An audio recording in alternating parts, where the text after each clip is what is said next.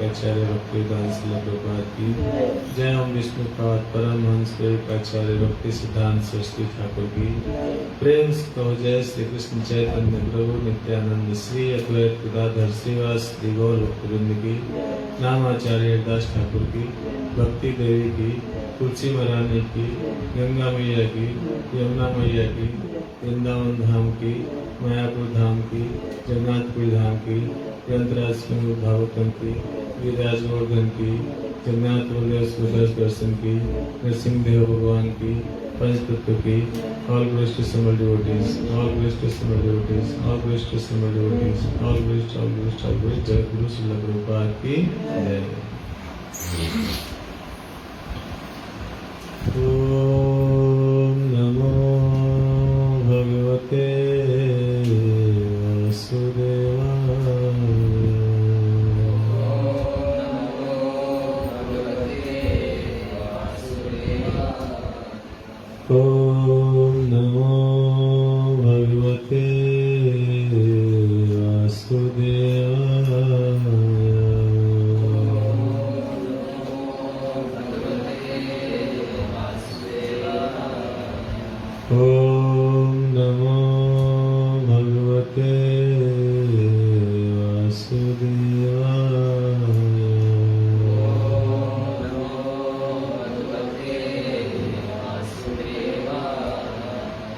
सही भक्तों का आज के मॉर्निंग प्रोग्राम में हार्दिक स्वागत है। तो हम लोग आज पढ़ेंगे स्कंद 1 अध्याय 11 और श्लोक संख्या 26।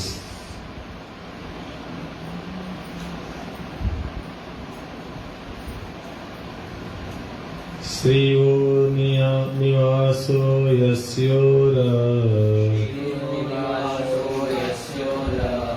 पानपात्रं मुखं दृशाम् बाहवो लोकपालानां सारंगाणां पदाम्बुजम् श्रियो निवासो यस्योरा पानपत्रं मुखं दृशाम् बाहवो लोकपालानां सारंगाणां पदाम्बुजम् श्रियो निवासो यस्योरा पानपात्रं मुखं दृशाम् बाहवो लोकपालानां सारंगाणां पदाम्बुजम् श्रियो निवासो यस्योरः पानपात्रं मुखं दृशाम् बाहवो लोकपालानां सारंगाणां पदाम्बुजम् श्रियो निवासो यस्योरः पानपात्रं मुखं दृशाम् बाहवो लोकपालानां सारंगाणां पदाम्बुजम् श्रियो निवासो यस्योरः पानपात्रं मुखं दृशाम् बाहवो लोकपालानां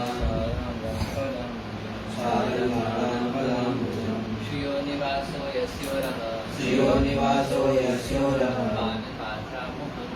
पानपात्रं मुखं दृशाम् बाहवो लोकपालानां सारंगाणां पदाम्बुजम् श्रियो निवासो यस्योरः पानपात्रं मुखं दृशाम् बाहवो लोकपालानां सारंगाणां पदाम्बुजम् श्रियो निवासो यस्योरः पानपात्रं मुखं दृशाम् बाहवो लोकपालानां सारंगाणां पदाम्बुजम्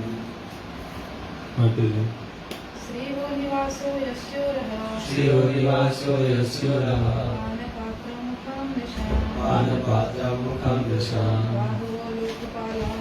बाहवो लोकपालानां सारंगाणां पदाम्बुजम् श्रिय लक्ष्मी का निवास वासस्थान यस्य जिसका पुरः वक्षस्थल पान पात्रम जल का घड़ा मुखम मुंह दृशाम आँखों का बाहवः बाहें लोकपालानाम प्रशासक देवताओं की सारंगाणानाम भक्तों का जो किसी वस्तु के विषय में कुछ कहते या गाते हैं पद अम्बुजम चरण कमल अनुवाद एवं तात्पर्य जगत गुरु श्रील प्रभुपाद जी के द्वारा जगत गुरु श्रील प्रभुपाद की जय। अनुवाद इस प्रकार है। भगवान का वक्षस्थल लक्ष्मी देवी का निवास स्थल है। उनका चांद जैसा मुखड़ा उन नेत्रों के लिए जल पात्र के समान है जो सुंदर वस्तुओं के लिए सदैव ललायित रहते हैं। उनकी भुजाएं प्रशासक देवताओं के लिए आश्रय स्थल है और उनके चरण कमल उन शुद्ध भक्तों की शरण स्थली है जो भगवान के अतिरिक्त न तो कुछ कहते हैं न कुछ गाते हैं। ओम अज्ञानतिमिरान्धस्य ज्ञानाञ्जनशलाकया चक्षुरुन्मीलितं येन तस्मै श्रीगुरुवे नमः। श्रीचैतन्यमनोभीष्टं स्थापितं येन भूतले स्वयं रूप कदा मह्यं ददाति स्वपदान्तिकम्।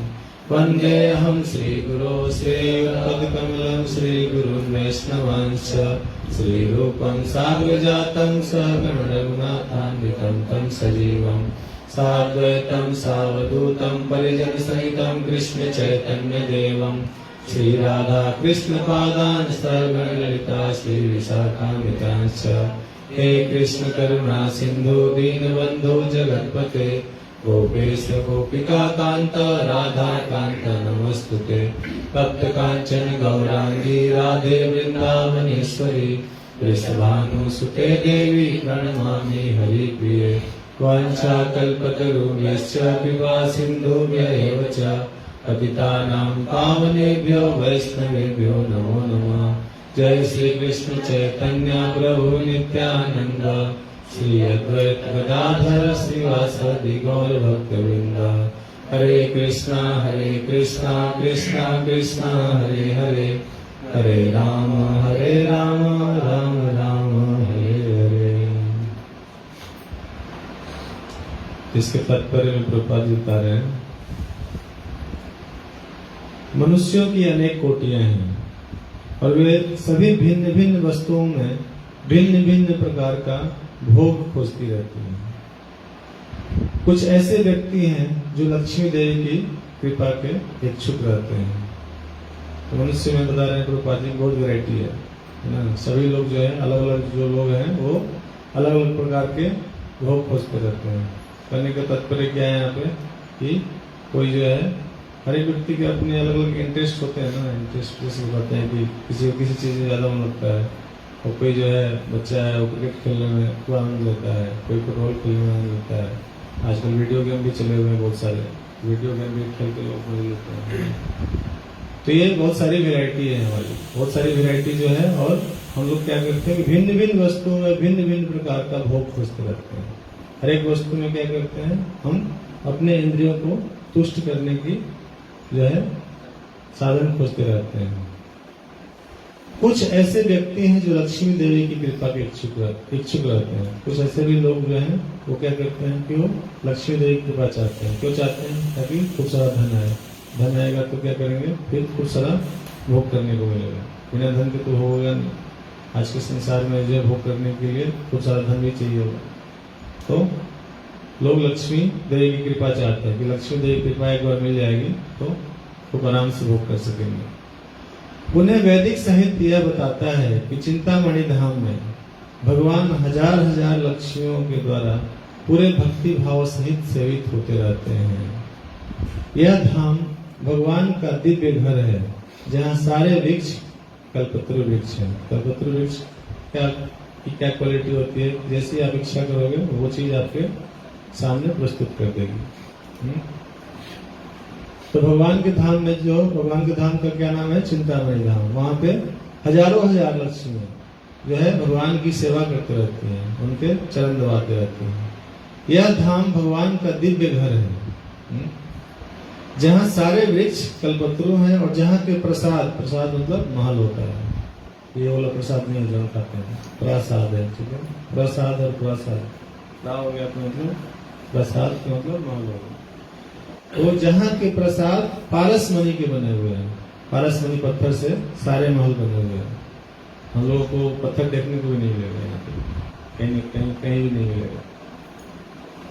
वहां पर भगवान अपने स्वाभाविक पेशे के तौर पर सूढ़ी गायों को चराने में लगे रहते हैं। तो और देखो इतनी सारी चीजें हैं जो लक्ष्मियां सेवा कर रही हैं।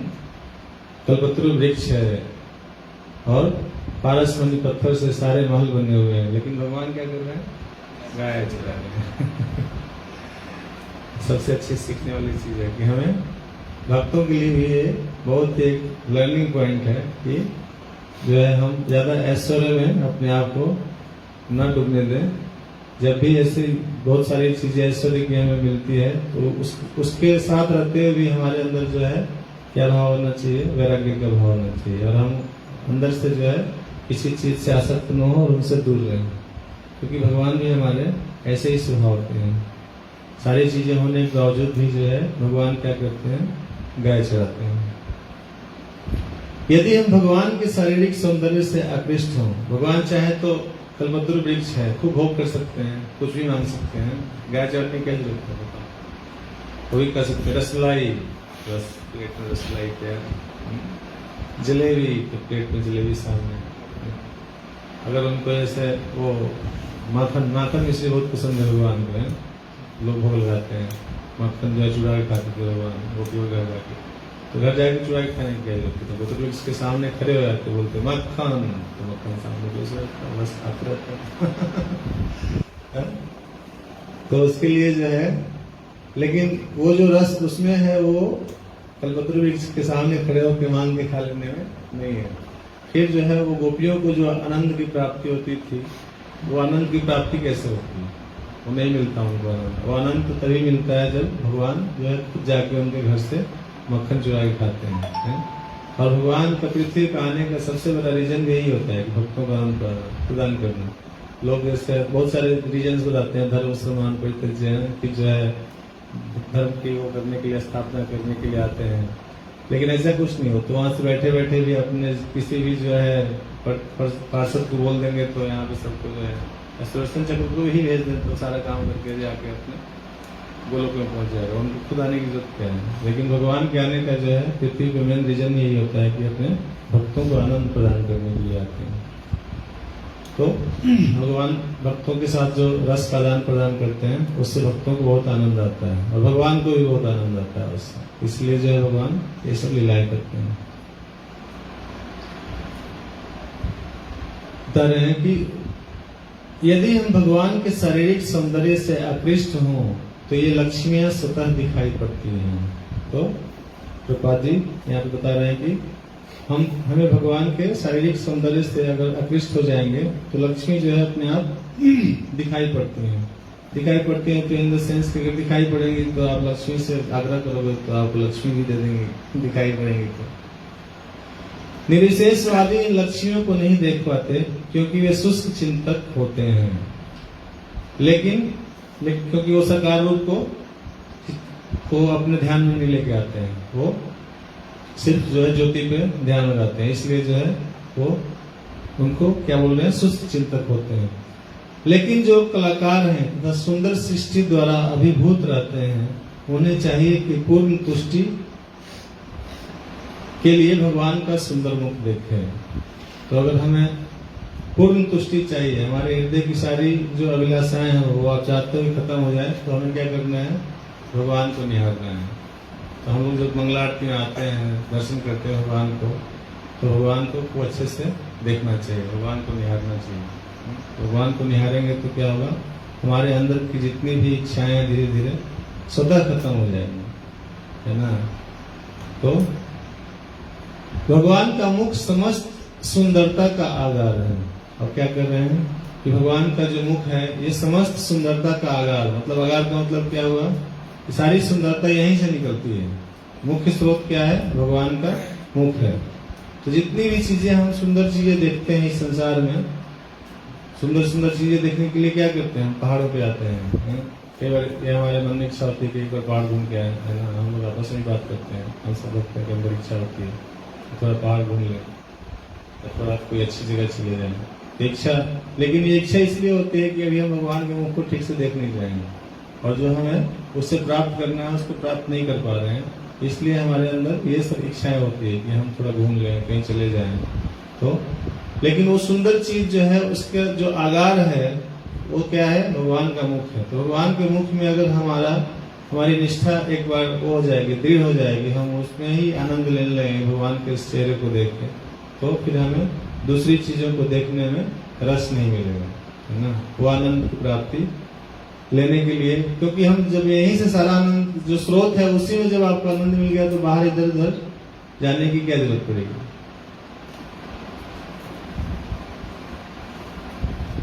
अब देखिए चैतन्य महाप्रभु जो है जगन्नाथपुरी में लास्ट के 12 साल या 8 साल गंभीर 18 साल गंभीरा में बिताए थे ना। 18 साल गंभीरा में एक बंद कमरे में बिता लिए, तो कैसे बिताए। वो तो भक्त के रूप में लीला कर रहे थे, तो भक्त के रूप में लीला कर रहे थे, लेकिन वो इसलिए बिता पाए, उनको कहीं पहाड़ वहाड़ की जरूरत नहीं पड़ी कि चलो पहाड़ घूम के आते हैं या कहीं चले जाते हैं। लेकिन ये हमें जरूरत पड़ती है, हमें लगता है थोड़ा घूमना चाहिए, इसलिए क्योंकि हम उस लेवल पहुंचे नहीं है। लेकिन चैतन्य महाप्रभु भक्त के रूप में ये सिखा रहे हैं क्या कि अगर हमें भगवान के प्रति जो है भगवान से प्रेम हो जाएगा और हर वक्त जो है हम हर चीज में भगवान को देखेंगे तो हमें कहीं जाने की जरूरत ही नहीं पड़ेगी। जहाँ पे हैं वहीं पे हम रह के भगवान को हमेशा भगवान की प्रेजेंस को महसूस कर सकते हैं। इसीलिए जो है कई बार जो है गुरु महाराज भी कुछ सीनियर डिवोटी बता रहे थे कि जैसे हम लोगों की जो यात्राएं होती है जगन्नाथपुरी की या फिर यहाँ पे वृंदावन की मायापुर की यात्रा होती है, तो जब आप रिस्पॉन्सिबल पोजीशन पे आते हैं तो यात्रा आती है तो चूंकि मन तो हमारा भी करता है घूमने का, लेकिन रिस्पॉन्सिबिलिटी भी रहती है। तो गुरु महाराज से एक बार गया पूछने के लिए कि महाराज जगन्नाथपुरी की यात्रा जा रही है, मैं भी चला जाऊँ, लेकिन उनकी पोजीशन जो थी उसके अकॉर्डिंग जो अभी महाराज चाहते थे कि वो नहीं जाए।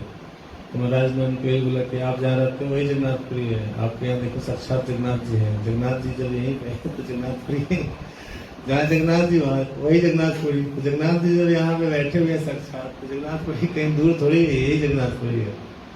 तो गुरु महाराज ने उनको क्या बताया कि आपके लिए यही जगन्नाथपुरी है, आपको कहीं जाने की जरूरत नहीं है।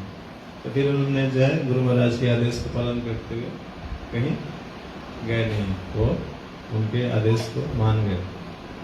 तो इसलिए जो है हमें जब मतलब महाराज के कहने का क्या सेंस था, महाराज जो है ऐसा बोल रहे हैं क्योंकि वो उस भाव में स्थित हैं, तभी वो बोल पा रहे हैं ना। हम नहीं उस भाव में स्थित नहीं होते, इसलिए हम उस चीज को महसूस नहीं कर पाते। गुरु महाराज उस भाव में स्थित हैं तो उनको लगता है कि अगर जगन्नाथ जी यहाँ पे हैं तो ये जगन्नाथपुरी ही है, इसलिए वो दूसरों को भी इस तरीके से प्रेरित करने का प्रयास करते हैं। फिर बता रहे हैं कि जिसे वे सुंदर प्रकृति कहकर पुकारते हैं वह तो उनकी मंद मुस्कान है। तो जिसे सुंदर प्रकृति कहकर हम पुकारते हैं वह क्या है, भगवान की मंद मुस्कान है। जिसे वे पक्षियों का कल पूजन कहते हैं वे भगवान की मर्मर ध्वनियां हैं। पक्षियों का कल पूजन यहाँ पे तो कम सुनने को मिलता है, वृंदावन जाएंगे तो खूब सुनने को मिलता है ना। यहाँ कभी कोई सुबह में कुछ कभी सुनाई देता है लेकिन कम होता है। लेकिन जब वृंदावन धाम जाएंगे तो आप जिधर भी जाएंगे उधर जो है सुबह के टाइम में खूब सुनाई देता है। और खास करके आप अगर मॉर्निंग के टाइम में गौशाला की साइड में चले जाएंगे, वहाँ पे अपना जो गौशाला है उधर की साइड में चले जाएंगे जिधर खूब सारे वृक्ष हैं, तो आपको खूब अच्छे सुनाई देते हैं, लगता है कि हाँ सही में जो है धाम में है। तो करें कि वे भगवान की मर्मर ध्वनियां हैं। विश्व की व्यवस्था के लिए प्रशासनाधिकारी देवता होते हैं और राज्य स्तर पर छोटे छोटे देवता होते हैं। तो अब फिर प्रभुपाद जी यहाँ पे क्या बताने का प्रयास कर रहे हैं कि ये सब जो कार्य हो रहा है, ये सब कार्य जो है भगवान के संरक्षण में हो तो रहा है, लेकिन उसके लिए जो है सब जगह जो है देवता नियुक्त किए गए हैं प्रशासनाधिकारी के रूप में, ठीक है ना। अलग अलग जैसे देवता हैं, वरुण देव हैं, अग्नि देव हैं और जो है वायु देव हैं, अलग अलग सबके अलग अलग देवता बनाए हुए हैं जो अपना अपना कार्य कर रहे हैं। और राज्य स्तर पर भी छोटे छोटे देवता नियुक्त होते हैं। वे सदैव अन्य प्रतियोगियों से भयभीत रहते हैं। तो क्या बता रहे हैं कि सब जो है दूसरे से भयभीत रहते हैं। क्यों भयभीत रहते हैं कि कहीं उनकी पोजीशन चली न जाए, इसलिए जो है हमेशा सारे देवता जो है भयभीत रहते हैं। तो पोजीशन नहीं जाने के लिए क्या करना चाहिए, जो हमें सेवा मिलती है उसको ठीक से करना चाहिए। अगर हम अपनी सेवा को ठीक से करेंगे तो पोजीशन क्यों जाएगी। हमें भी ये चीज ध्यान रखना चाहिए कि हमें जो सेवा दी जाती है उस सेवा को हम अच्छे से निभाएं और भगवान की सेवा को समझते हुए करें। उसके जो एक ग्रेविटी को हमें समझने का प्रयास करना चाहिए। वे सदैव अन्य प्रतियोगियों से भयभीत रहते हैं, किंतु यदि वे भगवान की भुजाओं का आश्रय लें तो भगवान शत्रुओं के आक्रमण से सदैव उनकी रक्षा कर सकते हैं। तो भगवान के जब हम शरणागत हो जाते हैं तो भगवान हमारी हर तरीके से रक्षा करते हैं। यहाँ पे बता रहे हैं भगवान शत्रुओं के आक्रमण से सदैव, शास्त्रों में बहुत सारे हैं।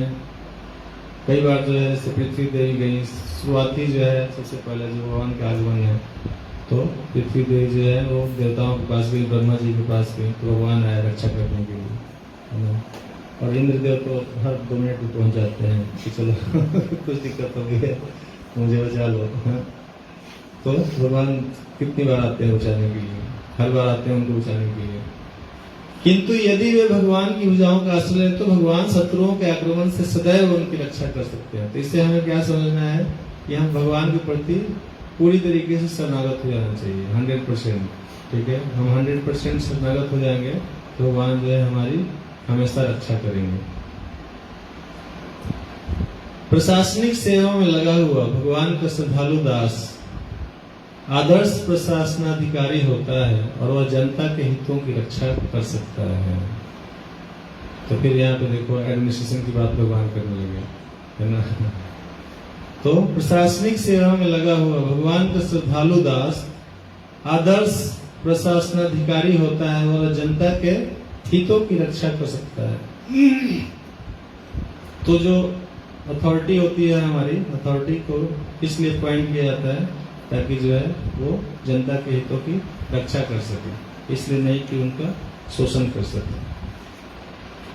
अन्य तथा कथित प्रशासक राजतंत्र के प्रतीक होते हैं जिनके द्वारा शासित लोगों को दूसरा दुख सहने पड़ते हैं। लेकिन क्या बता रहे हैं कि अन्य तथा कथित प्रशासक, आजकल के जो प्रशासक हैं, राजतंत्र के प्रतीक होते हैं जिनके द्वारा शासित लोगों को दूसरा मतलब बहुत ही ज्यादा दुख सहने पड़ते हैं। इसलिए जो है इससे रिलेटेड एक हम लोग पढ़ते हैं भगवत गीता में जो श्लोक आता है 3rd चैप्टर में, है ना, 21 नंबर श्लोक, यत्ताचरति श्रेष्ठस्त देवेत्रोजन स यत् प्रमाणम कुरुते लोकस्तत् नुवर्तते। तो इसमें क्या बता रहे हैं कि महापुरुष जो जो आचरण करता है सामान्य व्यक्ति उसी का अनुसरण करते हैं। वह अपने अनुसरणीय कार्यों से जो आदर्श प्रस्तुत करता है संपूर्ण विश्व जो है उसका अनुसरण करता है। इसलिए जो भी महापुरुष है या जो भी ऐसी पोजीशन पे है तो उसको बहुत ही केयरफुल रहना चाहिए। ये भगवान खुद ही कर रहे हैं, इसमें कोई मतलब मेरी अपना कोई वो नहीं भाव नहीं है। और इसके तात्पर्य में जो प्रभुपाद जी क्या बता रहे हैं वो भी मैं आपको लोगों को बता देता हूँ। प्रभुपाद जी जो है तात्पर्य में कह रहे हैं कि समान लोगों को सदैव एक ऐसे नेता की आवश्यकता होती है जो व्यवहारिक आचरण द्वारा जनता को शिक्षा दे सके, है ना। व्यवहारिक आचरण द्वारा, ये नहीं कर रहे हैं कि शाब्दिक आचरण द्वारा, है ना। अगर हम शब्द से जो है किसी को प्रेरित करने का प्रयास कर रहे हैं, वैसी शिक्षा की बात नहीं हो रही। क्या कर रहे हैं प्रभुपाद जी? व्यवहारिक आचरण, मतलब हम अपने खुद के व्यवहार में भी, अब जैसे मैं बोलूं कि श्रीधर भगवान प्रभु मिठाई मत खाना, और आप कहीं से की मिठाई में खा गए तो कहोगे कि अरे प्रभु जी बड़े बदमाश हैं देखो मुझे बोलते हैं मिठाई मत खाना, और जैसे ही मैंने छोड़ दिया डब्बा चला गया फ्रिज में, थोड़ी देर बाद आ रहा हूँ देख रहा हूँ कि डब्बा जो है लेके उधर खुद कोने में बैठ के खा रहे हैं मिठाई तो इससे जो है क्या होगा, श्रीधर भगवान प्रभु जब देखेंगे तो अगली बार मैं फिर बोलूंगा कि मिठाई मत खाना, तो कहेंगे नहीं प्रभु जी मैं तो खाऊंगा, मेरे को भी खाने का मन कर रहा है क्योंकि उन्हें पता है कि वो छोड़ेंगे तो पदवाली प्रभु खा जाएंगे, तो इसलिए जो है छोड़ेंगे नहीं। तो क्या कर रहे हैं कि व्यवहारिक आचरण द्वारा जनता को शिक्षा दे सको अपने व्यवहार से। यदि नेता स्वयं धूम्रपान करता है और वह जनता को धूम्रपान बंद करने की तो वह जनता को धूम्रपान बंद करने की शिक्षा नहीं दे सकता। अब देखो इसलिए लोग जो है हमारे देश को नहीं मानते, लिखा होता है कि cigarette smoking is injurious to health, सब डब्बों पे लिखा हुआ है।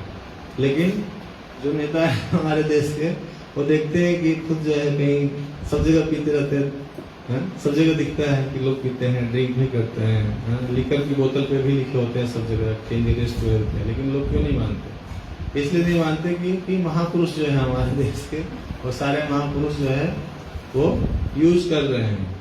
तो आप खुद यूज कर रहे हो और आपने जनता के लिए, हालांकि उनका ऐसा कोई पर्पस नहीं होता, उनको ऐसी कोई भावना भी नहीं होती कि कोई पिए चाहे मत पिए, उनसे उनको कोई लेना देना भी नहीं। एक भाव भी होता तो भी थोड़ा समझ में आता है कि चलो थोड़ा तो है, कम से कम लोगों के स्वास्थ्य के प्रति इतने जागरूक हैं कि चलो मैं अपने स्वास्थ्य के प्रति जागरूक नहीं हूँ तो कम से कम इनके स्वास्थ्य के प्रति तो जागरूक होना चाहिए मुझे। लेकिन वो उनकी सोच इतनी भी नहीं होती, वो तो सोचते हैं कि चलो एक लिखना है इसलिए, क्योंकि जो है लोग बोलेंगे कि देखो धूम्रपान को जो है ये बढ़ावा दे रहे हैं, या लीकर को जो है बढ़ावा दे रहे हैं, है ना, तो इसलिए जो है उस पर लिख देते हैं। लेकिन एक्चुअली में अगर उनको इसे रोकना होगा तो और भी बहुत कड़े कदम उठाए जा सकते हैं। है ना, लेकिन करते नहीं हैं। इसके संदर्भ में चैतन्य महाप्रभु ने भी जो बोला है वो प्रभुपाद जी इसमें लिखे तात्पर्य में चैतन्य महाप्रभु ने कहा है कि शिक्षा देने के पूर्व शिक्षक को ठीक ठीक आचरण करना चाहिए। तो अगर हम किसी को शिक्षा दे रहे हैं तो हमें भी ठीक ठीक अपना आचरण करना चाहिए। अगर हम अपना आचरण नहीं सुधारेंगे तो हर किसी को भगवान ने इंटेलिजेंस तो दे ही रखा है, ऊपर के फ्लोर पे कुछ पे सबके, किसी के अंदर थोड़ा ज्यादा होता है, थोड़ा कम होता है, लेकिन हर कोई अपने दिमाग से कुछ न कुछ चीजें निकाल ही लेता है कि चलो ये ठीक ठीक बता रहे हैं या नहीं बता रहे हैं। तो इसलिए जो है कर रहे हैं, चैतन्य महाप्रभु खुद बता रहे हैं। चैतन्य महाप्रभु एग्जाम्पल सेट भी किए हैं, जो हमने पीछे एक बार डिस्कशन नहीं किया था कि जो है गुंडीचा मार्जिन जब कर रहे थे तो खुद जो है महाप्रभु जल लगे हुए थे। ऐसा नहीं था कि उन्होंने बोल दिया चलो मंदिर की सफाई करो सब लोग, जगन्नाथ जी आने वाले हैं, और खुद जो है कहीं बैठ के चिलम फूक रहे हैं, है ना, जैसे आज के हमारे नेता करते हैं। तो महाप्रभु ने ऐसा नहीं किया था। तो महाप्रभु क्या कर रहे हैं, चैतन्य महाप्रभु ने कहा है कि शिक्षा देने के पूर्व शिक्षक को ठीक ठीक आचरण करना चाहिए। जो इस प्रकार शिक्षा देता है वह आचार्य आदर्श शिक्षक कहलाता है। जो मतलब जो अपने आचरण से लोगों को सिखाता है वो आदर्श शिक्षक कहलाता है। अतः शिक्षक को चाहिए कि सामान्य जन को शिक्षा देने के लिए स्वयं शास्त्रीय सिद्धांतों का पालन करे। तो उपाध्याय क्या बता रहे हैं, जो शिक्षक है, जो शिक्षा देने वाला है, उसको क्या चाहिए कि सामान्य जन को शिक्षा देने से पहले स्वयं शास्त्रीय सिद्धांतों का, जो शास्त्रों के द्वारा अनुमोदित सिद्धांत है, उसका खुद भी पालन करना चाहिए। अगर हम नहीं कर रहे हैं तो दूसरों को शिक्षा देंगे तो उसके ऊपर असर नहीं पड़ेगा। जैसा कि गुरु महाराज के एक बार स्टोरीज में आते हैं, मिठाई वाली, है ना, हर स्टोरीज में आते हैं, मेरे को बार याद आता है, इसलिए मैं उसमें आता हूँ कि एक बच्चा जो है अपनी माँ के साथ गया और बहुत मीठा खाता था। तो एक ऋषि के पास गए, माँ लेंगे उसको, बच्चे को, कि ये बहुत मिठाई खाता है, इसका कुछ कीजिए, मिठाई छूट जाए इसकी। तो जो ऋषि थे उन्होंने बोला ठीक है, एक सप्ताह बाद लेके आना इसको। तो माँ जो थी वो अपने बच्चे को एक सप्ताह बाद फिर ले गई तो बोले कि ये गुरुजी बहुत मिठाई खाता है, इसकी मिठाई छुड़ा दीजिए। जो ऋषि थे उन्होंने बोला कि बेटा मिठाई मत खाएगा, बोल के चले गए। तो जो माता थी वो बोली कि तो गुरुजी तो बात पिछली बार बोले, एक सप्ताह बाद क्यों बोले। गुरुजी ने क्या बोला कि पिछले सप्ताह तक तो मैं भी बहुत मीठा खाता था, तो मैं जब इतना मीठा खाता था मैं इसको बोलता तो इसके ऊपर उसका प्रभाव नहीं पड़ता। तो इसलिए जो है मैंने पहले एक सप्ताह खुद छोड़ा और अब इसलिए इसको बोल रहा हूँ, तो इसका प्रभाव इसके ऊपर पड़ेगा। इसलिए जो है कई बार हम देखते हैं कि हमें गुस्सा भी आता है, हम किसी को कुछ बोलते हैं कि ये करो, या कुछ करने के लिए बोलते हैं अपने जो हमारे सबऑर्डिनेट्स होते हैं, जूनियर्स होते हैं, और वो हमारी बात नहीं सुनते, तो हमें क्रोध आता है। लेकिन अगर हम क्रोध के मूल जड़ में जाते हैं तो हमें ऐसा कई बार महसूस होता है कि एक्चुअली हमारा आचरण जो है इस तरीके का है नहीं, हम खुद भी नहीं करते इस चीज को फॉलो, इसलिए जो है ये लोग भी फॉलो नहीं कर रहे हैं। तो इसलिए पहले कोई भी चीज जो है हमें खुद फॉलो करने का प्रयास करना चाहिए। और प्रभुपाद जी बोलते भी हैं कि जो भी प्रिंसिपल्स होते हैं, जो भी चीजें बताई गई हैं, वो क्या है, वो हमारे लिए होता है। जब प्रिंसिपल्स को फॉलो करने की बात होती है तो हम क्या होता है कि हम उसमें सोचते हैं कि ये सबके लिए है, ठीक है ना, लेकिन वो एक्चुअली में सिर्फ मेरे लिए होता है। जब मेरे लिए होता है ऐसा सोचेंगे तो फिर हम क्या सोचेंगे, हम किसी के प्रति अपराध भी नहीं करेंगे। जगन्नाथ बलदेव सुभद्रा सुदर्शन की जय। लेकिन जब हम ये सोचते हैं कि ये सारे प्रिंसिपल्स जो है ये हमारे लिए है, तो हमारे लिए आते ही जो है इधर की तरफ उंगली छोड़ के बाकी सबकी तरफ हो जाता है कि प्रिंसिपल्स सारे किसके लिए है, हमारे लिए है। हमारे में सब आ गए ना, मुझे छोड़ के। हालांकि उस समय मैं भी हूँ, लेकिन मैं अपने आप को अलग कर लेता हूँ। इसके बाद फिर मैं देखता हूँ कि विजय प्रभु क्या कर रहे हैं, सूर्य राम प्रभु क्या कर रहे हैं, हर्ष प्रभु क्या कर रहे हैं, और पद्माली प्रभु अलग हो गए, और सारे प्रिंसिपल्स है इनको फॉलो कराना है, इसलिए सबको डांटते रहते हैं ना कि चलो ये करो ऐसे करो, और पद्माली प्रभु जो है अपना आराम से बैठ के भोग करेंगे, ठीक है। तो इसलिए क्या बता रहे हैं, कोई भी शिक्षक प्राचीन प्राथमिक ग्रंथों के नियमों का के विपरीत कोई नियम नहीं बना सकता। अब आगे क्या बता रहे हैं कि कोई भी शिक्षक प्राचीन प्रमाणिक ग्रंथों के नियमों के विपरीत कोई नियम नहीं बना सकता। प्रमाणिक ग्रंथ के जो नियम बताए हुए हैं उस नियम के विपरीत कोई नियम हम नहीं बना सकते। ऐसा नहीं कि हम अपनी मन मर्जी से चलो मुझे ये अच्छा लगता है और चलो मुझे बुक रीडिंग अच्छा नहीं लगता तो हम दिन भर जो है सिर्फ हियरिंग ही करेंगे, क्योंकि अब जो रीडिंग भी बोला गया है कि रीडिंग भी करना है तो रीडिंग भी करना है, ये नहीं कि सिर्फ बैठ के हियरिंग ही किए जा रहे हैं, 6 घंटे हियरिंग कर रहे हैं, है ना। क्योंकि वैसे भी जो है बोला जाता है कि जो हम किसी भी चीज को अगर मानते हैं तो 3 चीजों से करना है ना, गुरु साधु शास्त्र है। तो अगर हम शास्त्र पढ़ेंगे नहीं तो गुरु की बात या साधु की बात सिर्फ सुन रहे हैं तो हमें कैसे पता चलेगा कि जो है गुरु जी या साधु जो जिनकी हम लेक्चर सुन रहे हैं वो सब सही बोल रहे हैं। तो इसलिए जब हम पढ़ते हैं तो क्या होता है कि हाँ हम रिलेट करते हैं कि अच्छा ये जो चीज बोल रहे थे प्रभु जी इस लेक्चर में ये यहाँ से बोल रहे थे, तो हमें फिर उस पर और विश्वास रहता है। तो इसलिए जो है हम कोई भी नियम को अपने आप नहीं बदलना चाहिए, जो नियम बताया गया है उस नियम को पालन करना चाहिए हमेशा। मनु संहिता जैसे प्रमाणिक ग्रंथ मानव समाज के लिए अनुसरणीय आदर्श ग्रंथ है, अतः नेता का उपदेश ऐसे आदर्श शास्त्रों के नियम पर आधारित होना चाहिए।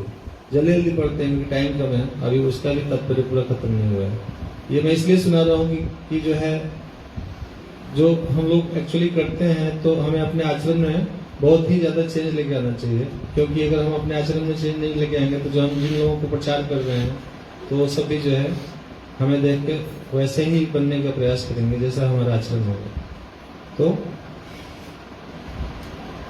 मनु संहिता जैसे प्रमाणिक ग्रंथ मानव समाज के लिए अनुसरणीय आदर्श ग्रंथ है, अतः नेता का उपदेश ऐसे आदर्श शास्त्रों के नियमों पर आधारित होना चाहिए। जो व्यक्ति अपनी उन्नति चाहता है उसे महान शिक्षकों द्वारा अभ्यास किए जाने वाले आदर्श नियमों का पालन करना चाहिए। क्या बताना है कि जो व्यक्ति अपनी उन्नति चाहता है उसे महान शिक्षकों द्वारा अभ्यास किए जाने वाले आदर्श नियम, जो लोग महान शिक्षक हैं उन और जो आदर्श नियम का अभ्यास कर रहे हैं उसको पालन करना चाहिए। श्रीमद् भागवत भी इसकी पुष्टि करता है कि मनुष्य को महान भक्तों के पद चिन्हों का अनुसरण करना चाहिए और आध्यात्मिक बोध के पथ पे प्रगति का यही साधन है। भागवत में भी यही बताया गया है कि हमें क्या करना है, महान भक्तों के पद चिन्हों का अनुसरण करना है ना।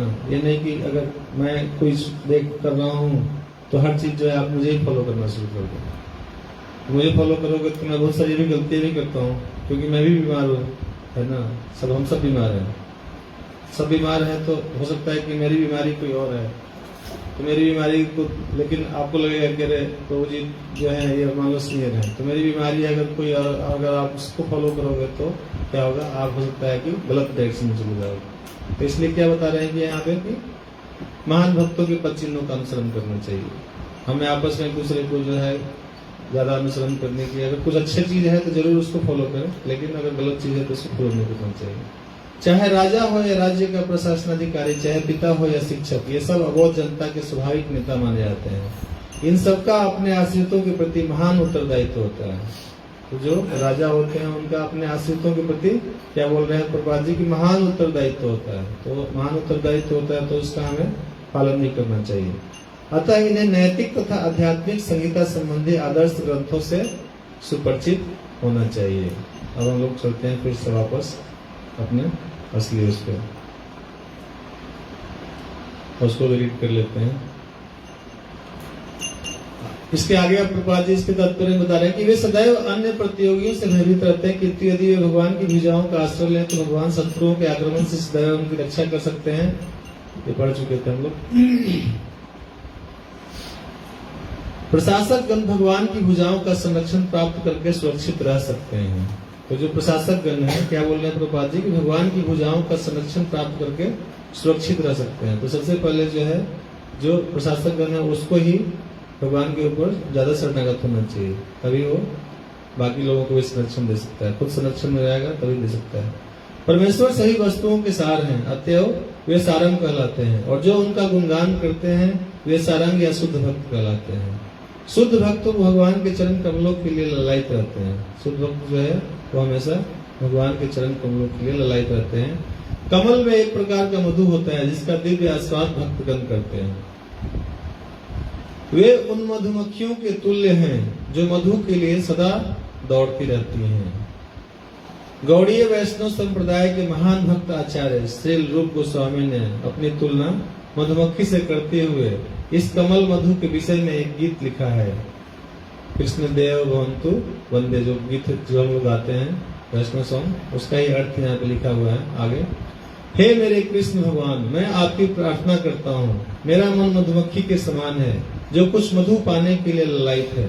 अतएव कृपा करके मेरी मन रूपी मधुमक्खी को अपने चरण कमलों में स्थान प्रदान करें। क्या कर रहे हैं कि मेरे मन रूपी मधुमक्खी जो अभी हर कहीं कहीं इधर उधर हर एक फूल पे जाकर भी हो रहा है ना, लेकिन क्या कर रहे हैं रूप गोस्वामी जी की मेरे मन रूपी मधुमक्खी को अपने चरण कमल में स्थान प्रदान करें, ताकि मैं फिक्स हो जाऊं आपके चरण कमल पे ही हमेशा ध्यान कर सकूं, जो समस्त दिव्य मधु के आगार हैं। जो तो चरण कमल जो है भगवान का, वो समस्त दिव्य मधु का आगार है, मतलब वही स्रोत है। मैं जानता हूँ कि ब्रह्मा जैसे बड़े बड़े देवता वर्षों तक लगातार गहन ध्यान में तल्लीन रहकर भी आपके चरण कमलों के नाखूनों की द्युति को भी देख नहीं पाते। फिर भी हे अच्युत, मेरी ऐसी अभिलाषा है, क्योंकि आप शरणागतों पर अत्यंत दयालु रहते हैं। हे माधव, मैं यह भी जानता हूँ कि आपके चरणों की सेवा के प्रति मेरी अनुरक्ति वास्तविक नहीं है। तो क्या कर रहे हैं कि आपके चरणों की सेवा के प्रति अनुरक्ति जो है वास्तविक नहीं है, लेकिन फिर भी प्रार्थना कर रहे हैं, है ना। जैसे हमारे वो एक्चुअली रूप को समय अपने लिए बात नहीं कर रहे हैं, हमारे लिए कर रहे हैं, क्योंकि हमारे जो है हमारी अनुरक्ति नहीं होती भगवान में, हमारा मन तो ऐसे इधर उधर भागते रहता है। लेकिन हम प्रार्थना भी कर रहे हैं, वो भी झूठी प्रार्थना ही करते हैं, लेकिन फिर भी प्रार्थना करना है और भगवान से इस तरीके से बोलना है कि आप हमें मदद करें, ताकि जो है मेरा जो मन है वो आपके चरण में स्थित हो जाए। लेकिन आप अकल्पनीय शक्तिशाली हैं, अतएव आप असंभव से असंभव कार्य कर सकते हैं। असंभव से असंभव कार्य करने का तात्पर्य क्या है यहाँ पे कि हम जैसे ढोंगी लोग जो है, जो प्रार्थना भी पूरी भाव से नहीं कर रहे हैं, उसको भी जो है आप अपने शरण में ले सकते हैं, हमारे जैसे ढोंगी लोगों को भी। आपके चरण कमलों के समक्ष स्वर्ग का अमृत भी तुच्छ है, अतएव मैं उनके प्रति अत्यधिक अनुरक्त हूँ। अतएव हे परम नित्य, मेरे मन को अपने चरण कमलों में स्थिर कर लें, जिससे मैं आपकी दिव्य सेवा का आस्वाद निरंतर करता रहूं। भक्तगण भगवान के चरण कमलों को प्राप्त करके तुष्ट रहते हैं और उन्हें भगवान के सर्व सुंदर मुख को देखने तथा उनकी बलिष्ठ भुजाओं के संरक्षण की कोई अभिलाषा नहीं रह जाती। तो जो वैसे भक्त होते हैं, शुद्ध भक्त होते हैं भगवान के, वो भगवान के सर्व सुंदर मुख को देखने तथा उनकी बलिष्ठ भुजाओं के प्रति भी उनकी कोई अभिलाषा नहीं होती। वो भगवान के चरण कमल पे ही अपना ध्यान फिक्स कर लेते हैं, उसी का हमेशा दर्शन करते रहते हैं। वे स्वभाव से विनम्र होते हैं और भगवान ऐसे विनम्र भक्तों पर आश्रित रहते हैं। क्या बता रहे हैं कि ये उनकी विनम्रता होती है। प्रभुपाद जी बता रहे हैं कि ये ऐसा किस लिए करते हैं, क्योंकि वो अपने आप को इतना विनम्र मानते हैं कि वो भगवान के चरणों में रहना चाहते हैं। ये नहीं कि ये हम बाकी गोपियां जैसे हैं, राधा रानी है, चाहे और भी जितने हैं, वो लोग तो भगवान को चाहते हैं, हर चीज करते हैं। लेकिन जो विनम्र भक्त होगा, जो हम मतलब जैसे बहुत सारे शुद्ध भक्त होते हैं, आचार्य हैं हमारे, वो क्या बताते हैं कि वो भगवान के चरण कमल पे इसलिए ध्यान लगाते हैं क्योंकि वो सोचते हैं कि हम जो है हमारा जो है कार्य क्षेत्र नहीं है कि हम भगवान को जो है मुखमंडल को सजाएं या भगवान को जो है कि वैसी सेवा करें। हमारी सेवा तो सिर्फ जो है वो भगवान के चरण तक ही है। तो ये उनकी विनम्रता होती है और उस विनम्रता के भाव में जो है वो आके इस तरीके की अभिलाषा करते हैं कि आप मुझे जो है अपने चरण की रज बना लीजिए, धूल का कण बना लीजिए, है ना। तो यहीं पे इसका तात्पर्य खत्म होता है। बहुत सारी चीजें थी बताने के लिए, लेकिन इसमें टाइम बहुत कम था, इसलिए मैंने जल्दी पढ़ दिया। ठीक है, यहीं पे विराम देते हैं। अगर किसी को कोई प्रश्न, कोई टीका टिप्पणी करना चाहे तो कर सकते हैं।